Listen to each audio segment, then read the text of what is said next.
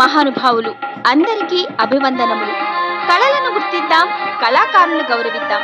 మట్టిలో మాణిక్యాల పరిచయ వేదిక, పల్లె పాటల పరిమళ వీచిక అంటూ మరుగున పడిన మట్టిలో మాణిక్యాల వంటి తెలుగు కళాకారులు ఎక్కడున్నా కళాన్వేషణ చేస్తూ వారి కళా విశేషాలను, వైభవాలను ప్రపంచానికి పరిచయం చేస్తున్నది మన తేనె తెలుగు ఛానల్. మనలోని అపారమైన సాంప్రదాయ కళా నైపుణ్యాలను ప్రోత్సహిస్తూ వాటిని భావితరాల కోసం భద్రపరచాలనే సదుద్దేశంతో మీ ముందుకు వస్తున్న మన తేనె తెలుగు ఛానల్ను సంప్రదాయంతో సబ్స్క్రైబ్ చేసుకుని లైక్ చేసి ఆదరించాలని మనస్ఫూర్తిగా కోరుచున్నాము. ఇట్లు మీ అందరి అభిమాన ఛానల్ తేనె తెలుగు ఛానల్.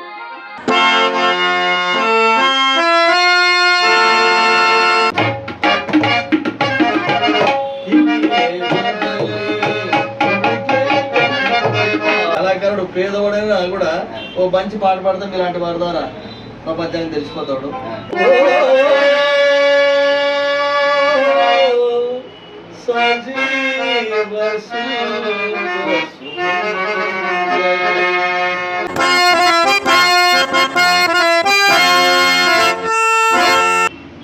తేనె తెలుగు యూట్యూబ్ ప్రేక్షకులకు స్వాగతం, సుస్వాగతం.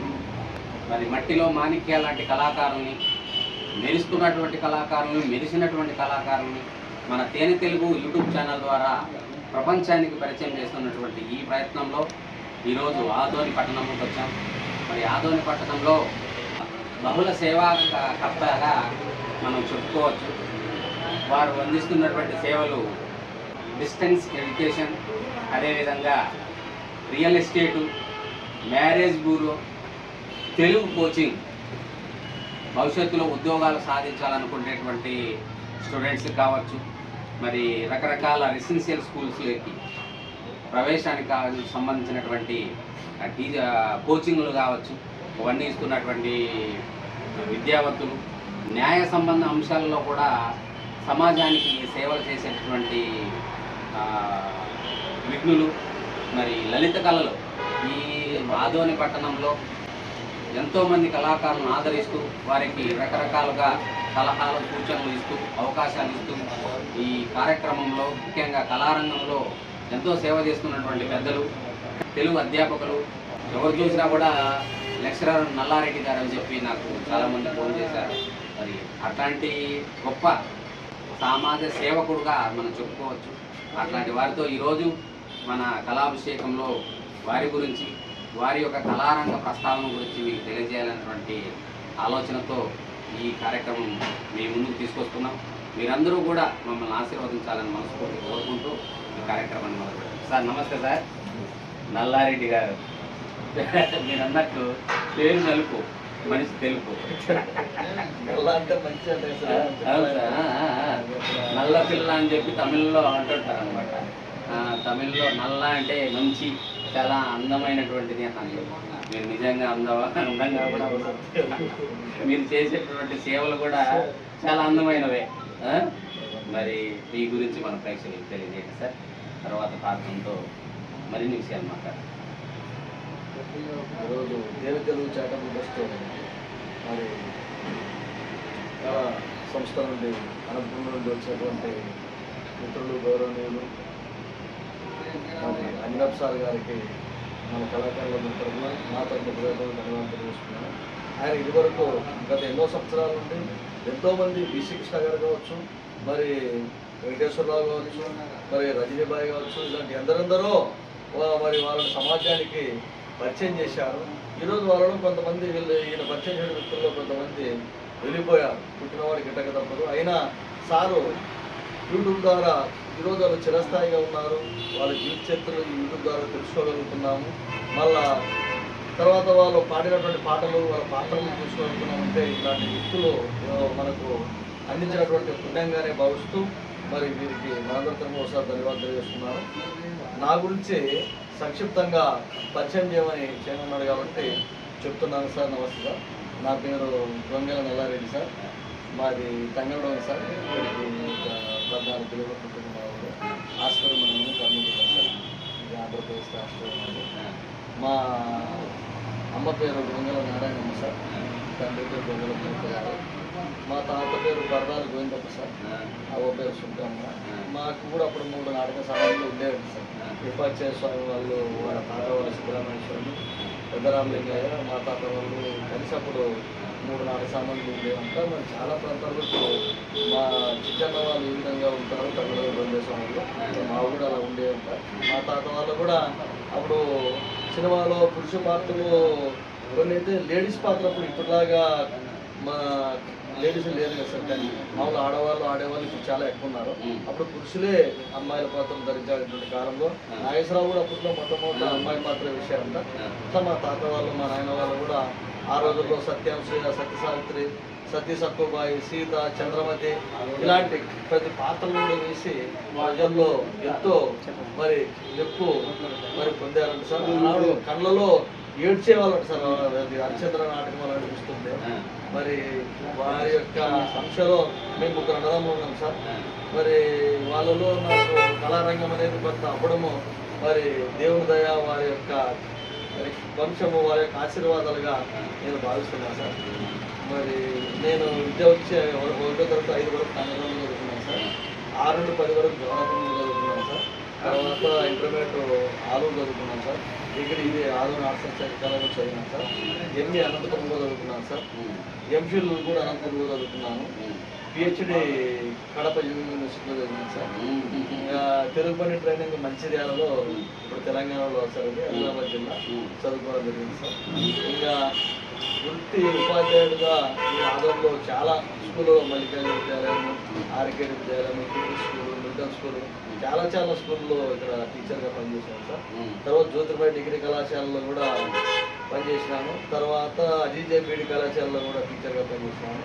తర్వాత ఆదూరు ఆర్ట్స్ కళాశాలలో దాదాపు ఒక 18 సంవత్సరాలు తెలుగు లెక్చరర్గా పనిచేసాను సార్. ఇక్కడ మా శిష్యులు కూడా ఉన్నారు సార్, రాయుడు, దాంట్లో చాలామంది శిష్యులు కళాకారులుగా వస్తున్నారు. తర్వాత సంతోషం. ఇంకా తర్వాత ప్రవృత్తి వచ్చి ఇంకా పుస్తకాలు రాయడం సార్. మా గురువు ఎంఆర్ఓ సార్ గారి యొక్క ప్రోత్సాహం వల్ల చాలా పుస్తకాలు రాయడం జరిగింది. ఇప్పుడు 3 పుస్తకాలు రాశాను సార్. ఒక 10 పుస్తకాల వరకు వచ్చాయినా సార్. ఇంకా వచ్చాయి అంటే కొన్ని భక్తికి సంబంధించినటువంటి ఉన్నాయి, సమాజానికి సంబంధించిన శతకాలు సార్. నల్లరెడ్డి శతకము, ఒకటి మానవత్వ శతకం అని 2 కూడా సమాజంలో జరిగేటువంటి న్యూస్ పేపర్లో నేరాలు ఘోరాలు వచ్చినాయి సార్. భర్త విధానంతో భార్య చంపింది, భార్యతో భర్త చంపాడు, తల్లిని కొడుకు చంపాడు, కొడుకు ఇలాంటివి వస్తున్నాయి కదా సార్. అలాంటి అమానుషమైన విషయాలని పేపర్ కట్టింగ్ పెట్టుకున్నాను. 15 ఏళ్ళు అంటే పెడితే మా భార్య ఏది సత్తపుట్లో కూడా సత్త ముగ్గు పట్టామంటే మళ్ళీ ఆపి ఒకదానికి ఒక కథ తయారు చేస్తామనుకున్నాను.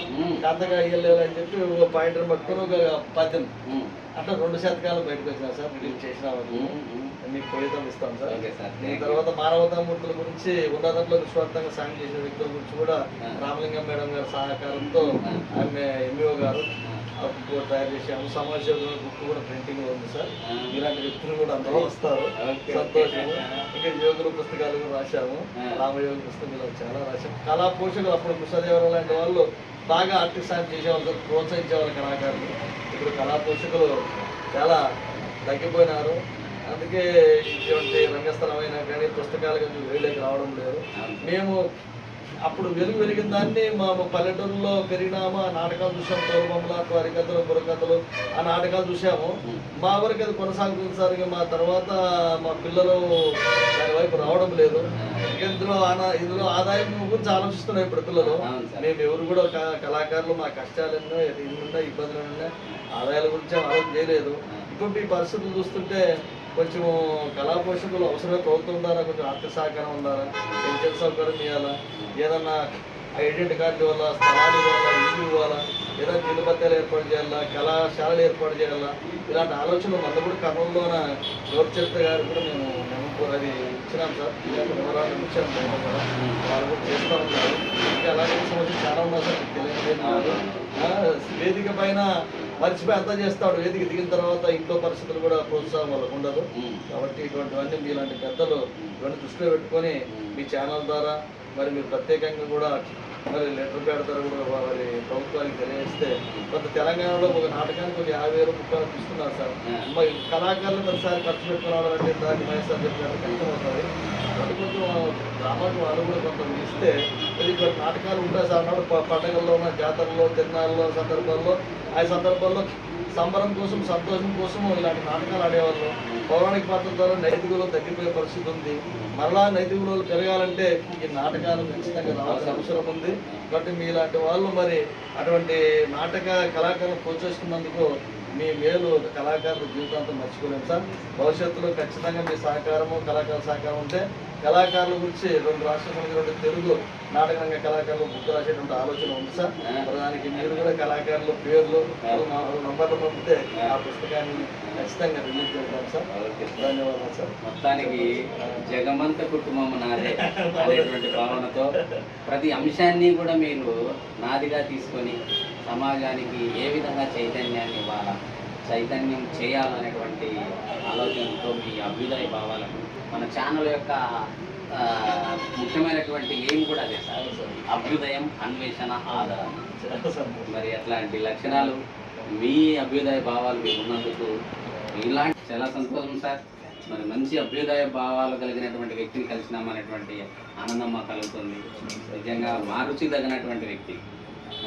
మామూలుగా ఫోన్లో మాట్లాడుతున్నామనే ఇంత ఉంది మీలో, మీరు ఈ రకంగా ఎన్ని అంశాల్లో ఆరాటపడుతున్నారు అనేటువంటిది మాకు మీ రూమ్లోకి ప్రవేశించిన తర్వాత, మీ ఆఫీస్లోకి వచ్చిన తర్వాత మాకు అర్థమైంది. మీరు ఒక మంచి కవిగా కూడా. Thank you.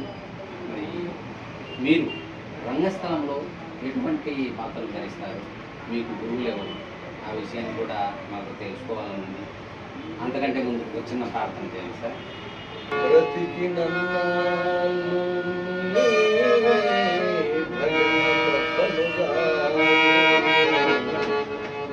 మరణకాలం బంధు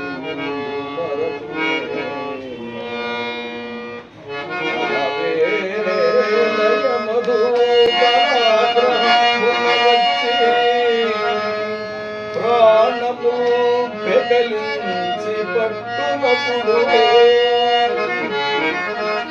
కపవాద పైత్యము గొప్పగా భ్రమచేత కంపముద్భవముంది కష్టపడుతూ నా జిహ్వలో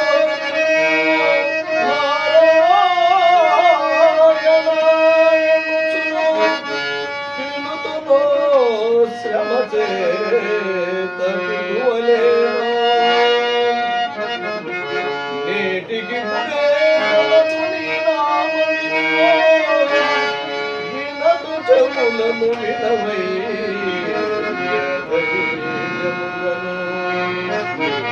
జన వికాస శ్రీధర్మపుర నివాస దుష్ట సంహార నరసింహ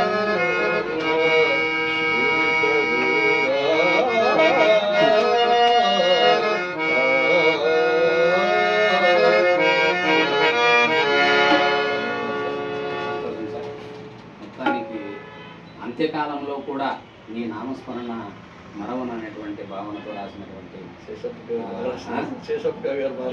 నరసింహ శతకం నుంచి మీరు మా ప్రేక్షకులకు మంచి రంగస్థలంలో మీరు ఏం పాత్రలు వేస్తారు సార్? రంగస్థలంలో పౌరాణిక పాత్రలు సాంఘిక పాత్రలు 2 కూడా నేను వేస్తాను సార్.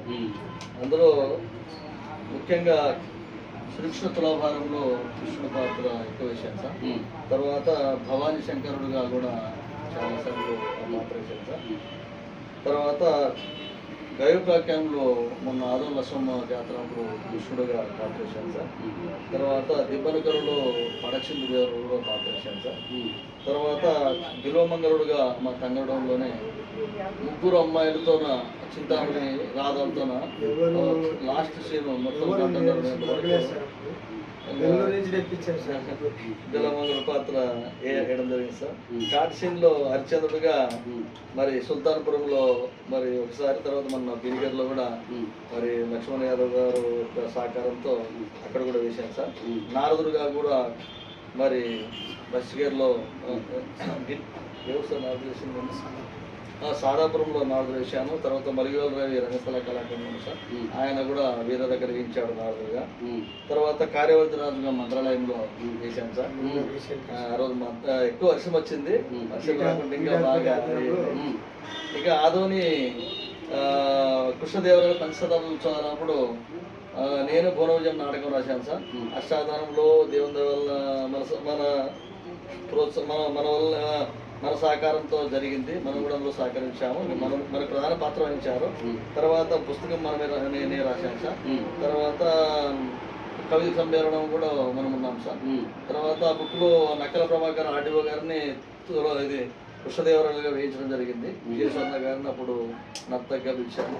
అందులో దుర్జటి పాత్ర నిర్మింది సార్. చాలా మంది కూడా మరి రెవెన్యూ డిపార్ట్మెంట్ వాళ్ళందరూ కూడా చాలా మంది అందులో అక్కడ పాత్రలు వేయడం జరిగింది సార్. మొత్తానికి దాదాపుగా రంగస్థలంలో సగం పాత్రలన్నీ కూడా వేశారు. కళాకారుల అభిమానం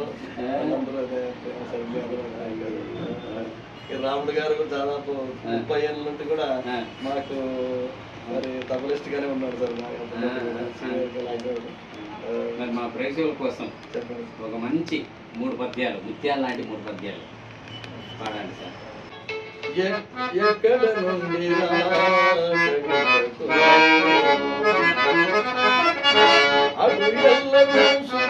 కదా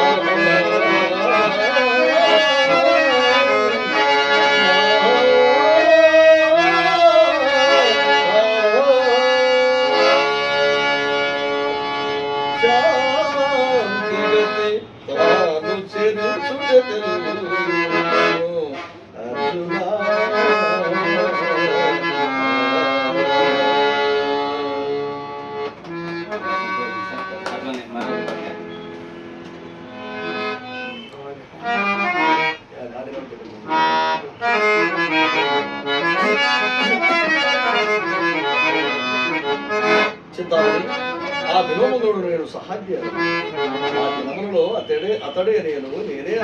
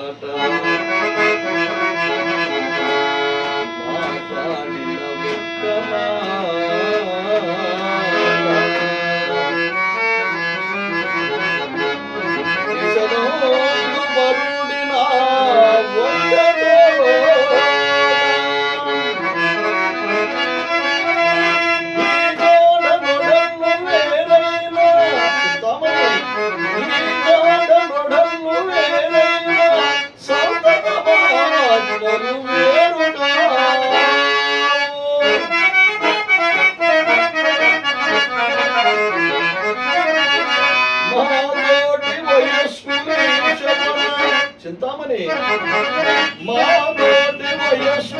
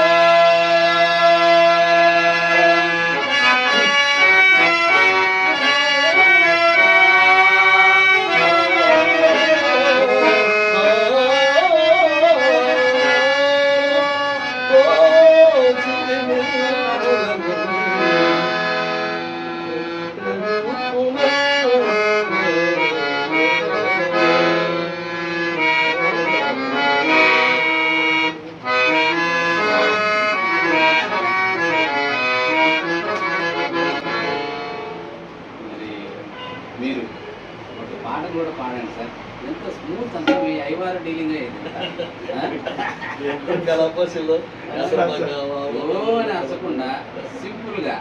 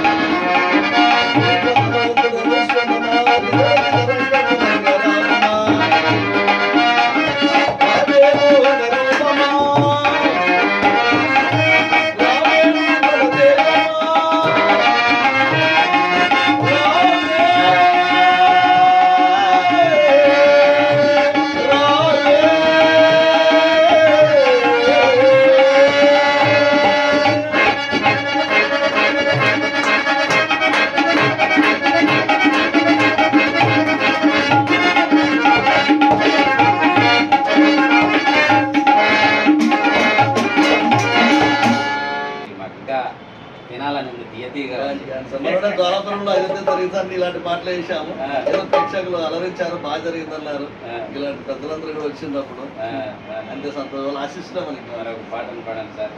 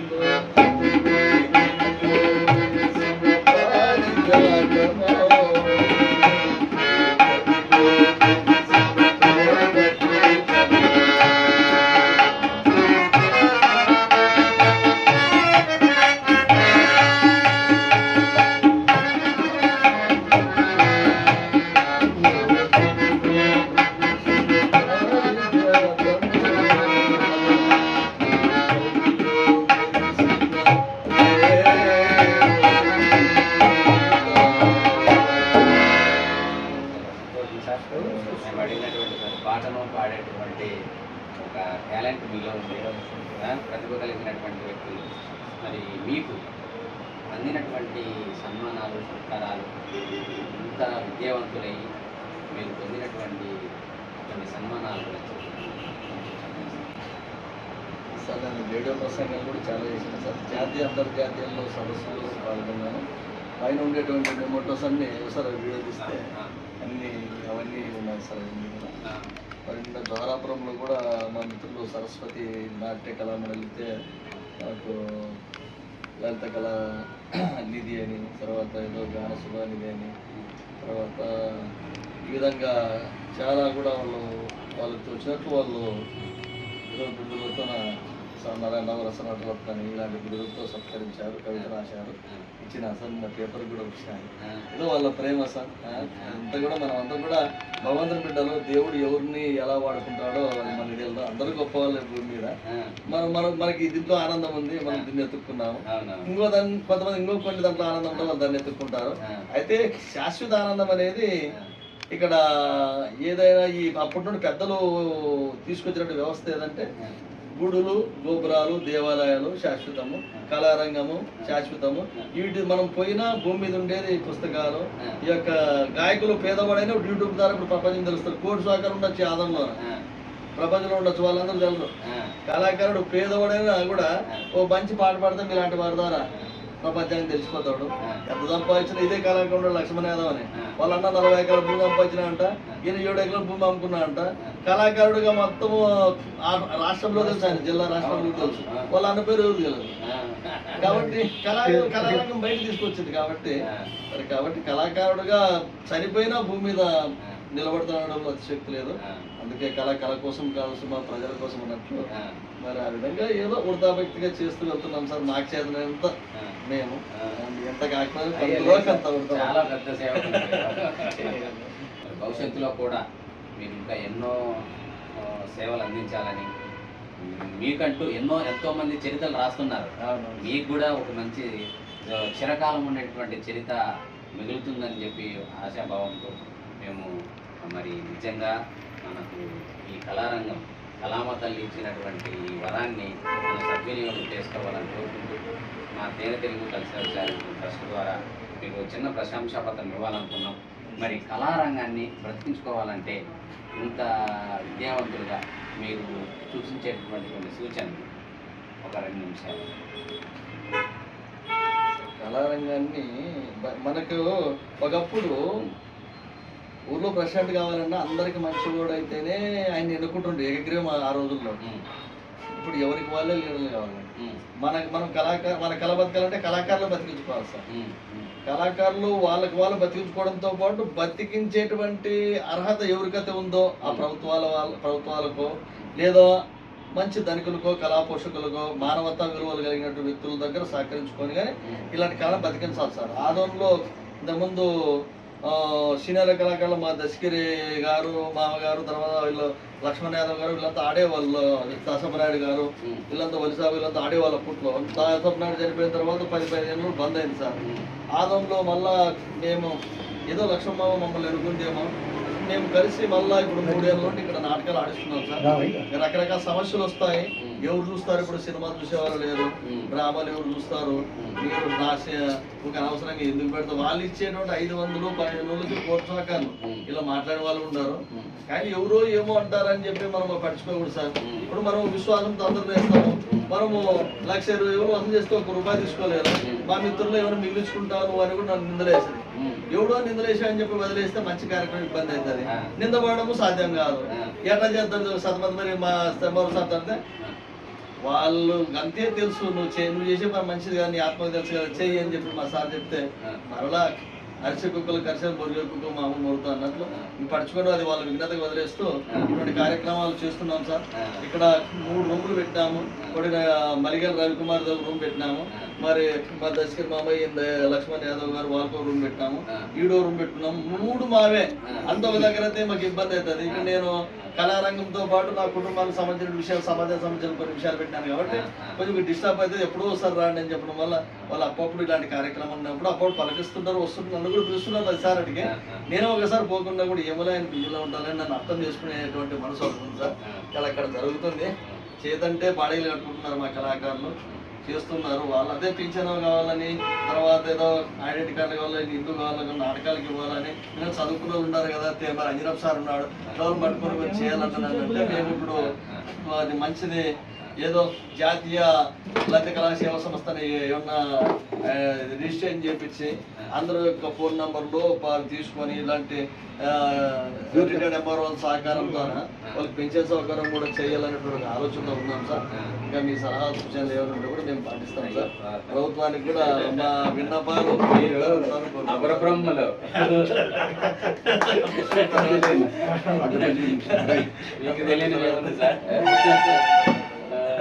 చాలా సంతోషం.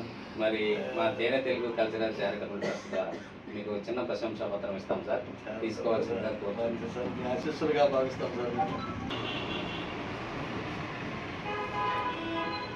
మమ్మల్ని అడుగుతారు కదా, మీరు చెప్పకపోతారు. మీరు చెప్పలేదు, మమ్మల్ని అడుగుతారు. మంచి సార్. మీ ఆశీస్సులో మీ కళామ తల్లి యొక్క సంస్థ ఆశీస్సులు కళాకారులకు ఎల్లవేళలా ఉండాలని మనస్ఫూర్తిగా కోరుకుంటున్నాం సార్. ఇలాంటి వాళ్ళు ఉన్నందుకే ఇంకా కళాకారులు మంచి నాకు అనిపిస్తుంది ఓ కళామ తల్లి ముద్దు బిడ్డ కాదు, పెద్ద బిడ్డ.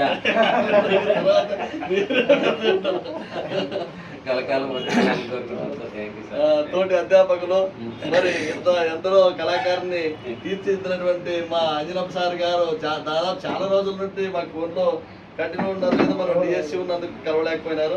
అయిపోయింది సార్, ఈరోజు వస్తామంటే మా లలిత కళా సేవా సంస్థ తరఫున, ఆదోని ట్రూప్ తరఫున మా ఎంఆర్ సార్ గారు, మరి తప్పులిస్ట్ మహేష్ సార్ అందరూ కూడా, దశగిరి సార్ అందరూ కూడా, రంగన్ సార్ అందరూ కూడా వచ్చి, వలిసాబ్ గారు, మరి యొక్క మన అంజనప్ సార్ గారికి లలిత కళా సేవా సంస్థ తరఫున ఆదోని లక్ష్మమ్మ నాట్య మండలి తరఫున ఈయనకి చాలా సత్కరిస్తున్నాము.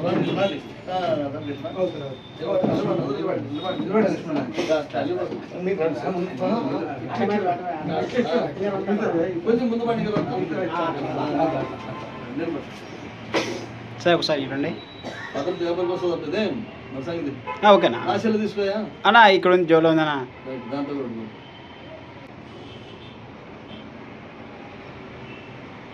సార్ గణేష్ బాబు గారు చిలకల డౌన్ నుంచి ఫోన్ చేస్తేనే వచ్చేసినారు.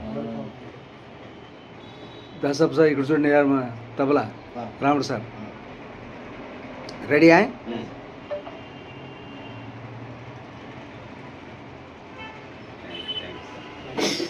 ఈ మాటే పొడుగు మాట ఈ మాటే